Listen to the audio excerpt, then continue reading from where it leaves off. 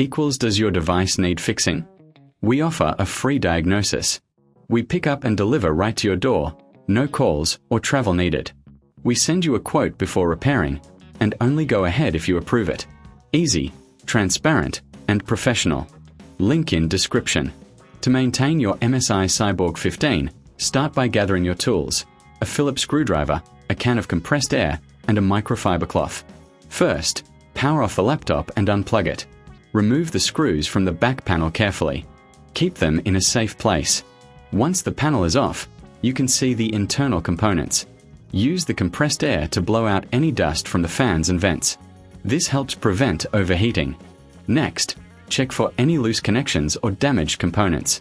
A visual inspection is crucial. If you notice anything unusual, consider a professional diagnosis without obligation.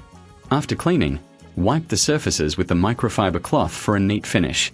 Reattach the back panel and secure it with the screws. Remember, if you need assistance, we offer pickup and delivery at your home. No calls, no travel. You can get a quote before repair, ensuring you know the costs upfront.